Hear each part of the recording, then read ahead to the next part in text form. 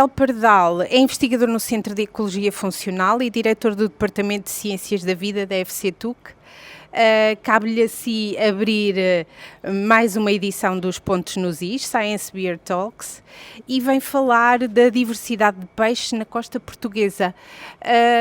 Que diversidade é esta? Podemos dizer que nem tudo que vem à rede é peixe? Não, realmente Portugal tem uma costa muito, são várias centenas de quilómetros, e as massas de água são diferentes, que vão desde as zonas subtropicais no Algarve até zonas mais do leste, do norte atlântico, digamos assim, nordeste atlântico, e portanto peixes de águas mais frias, e portanto temos normalmente, comparado com outros países da União Europeia, uma diversidade de peixe muito maior. E por isso é que nós vamos aos nossos mercados, comparativamente aos mercados do resto da Europa, para quem já viajou, e vê que realmente qualquer hipermercado do nosso país tem muito mais a diversidade de piscícola, de peixes, e portanto nós temos uma dieta muito mais rica em termos de número de espécies de peixe do que os nossos congêneres europeus, e por isso temos essa vantagem. E quais são as mais dominantes? Agora, sem dúvida, a sardinha é rainha, mas quais são as espécies mais dominantes?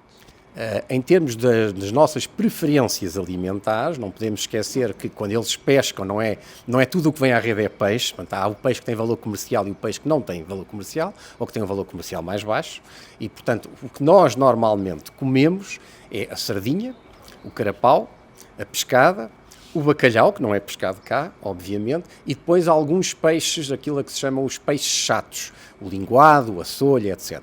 Obviamente que alguns peixes também já muito produzidos em aquacultura, como o robalo e a dourada, são também dos peixes mais consumidos, até porque o preço é mais barato, é mais em conta, e portanto são os peixes que nós... Estes peixes que eu acabei de enunciar corresponderão a uma grande maioria do peixe que nós comemos em Portugal.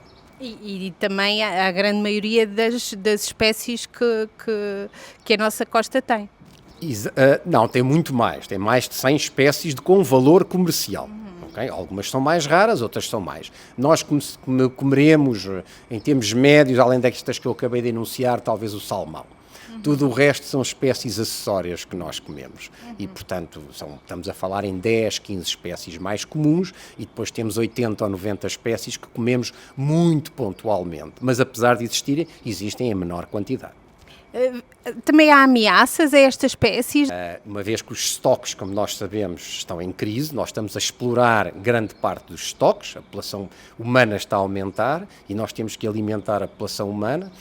A proteína derivada do peixe e de produtos da pesca, derivadas da pesca, corresponde mais ou menos entre 15% a 20% da alimentação humana, em termos médios, e, portanto, uma vez que temos mais população humana, temos tendência a aumentar cada vez mais a exploração dos estoques que nós sabemos que mais de 50% deles já estão sobreexplorados. E, portanto, o futuro que se avizinha neste ponto não é brilhante. O perigo que pode estar também associado a comermos peixes, nomeadamente peixes de grandes dimensões, que é o que normalmente nós comemos. Nomeadamente, estamos a falar, em termos do tóxico ou do contaminante mais comum e mais perigoso, será o mercúrio. E eu darei vários exemplos da costa portuguesa, onde irei medir, e medimos, e publicamos esses artigos, e vendo o risco para uma alimentação portuguesa típica. Okay? Se há risco, se não há risco, temos aqui a balança a pesar os benefícios e o risco. Se calhar temos que nos colocar a hipótese de se comermos peixe todos os dias é bom ou não? Se comermos carne todos os dias é bom ou não? E normalmente costuma-se dizer que no meio é que está a virtude, e é exatamente isso que os dados também demonstram. E que preocupações é que levantam os dados desses estudos? Há algum peixe em particular, alguma quantidade a partir da qual seja mais preocupante o consumo?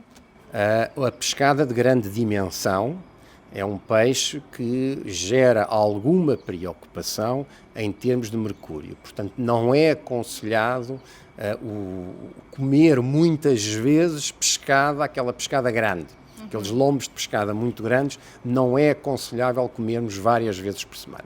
Uma vez de 15 em 15 dias, uma vez por mês, será talvez aquilo que eu aconselharia às pessoas em Portugal comerem. Portanto, no peixe como noutros alimentos, o equilíbrio será sempre essencial.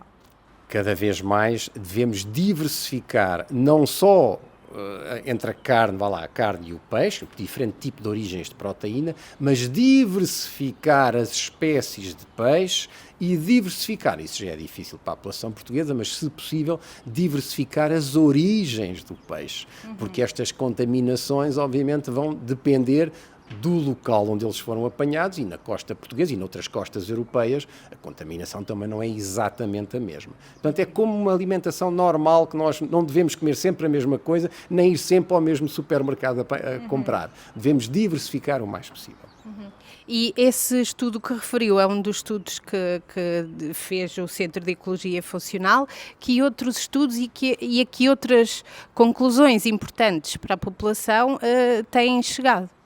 É que normalmente os peixes da costa portuguesa são maravilhosos, isso não há problema nenhum. Há, de qualquer modo, naquelas espécies mais comuns, a sardinha, o carapau, a cavala, a sarda, a pescada, etc., uma contaminação ao longo da vida. Por exemplo, comer 1 quilo de joaquinzinhos, toda a gente gosta em Portugal, estamos a ingerir, obviamente, uma pequena quantidade de mercúrio. Ou de outros contaminantes, que é normal existirem na natureza. E esses comem-se todos, até as pinhas. Comem-se todos, exatamente. Faz parte da nossa cultura e da nossa tradição. Agora, se comermos a mesma quantidade, ou seja, 1 kg, mas já de um peixe adulto, correto? A quantidade que estamos a ingerir de mercúrio é substancialmente maior no peixe adulto. Portanto, ele ao longo da vida vai bioacumulando mercúrio, correto? E, portanto, se calhar devemos começar a comer peixes de tamanho médio, mas não tanto peixe de tamanho grande. Os juvenis, apesar de eu gostar muito de jaquinzinho também, devemos ter algum cuidado em consumir juvenis, exatamente, porque temos que ter um problema que são os estoques, não é? Se comemos os juvenis todos, depois não há reprodução. Portanto, isto é sempre um balanço e um equilíbrio correto entre o que nós temos aqui, entre a sustentabilidade, ou seja, aquilo que podemos usar e consumir do ecossistema, mantendo a hipótese de, no futuro, continuar a manter pelo menos os estoques que existem na atualidade.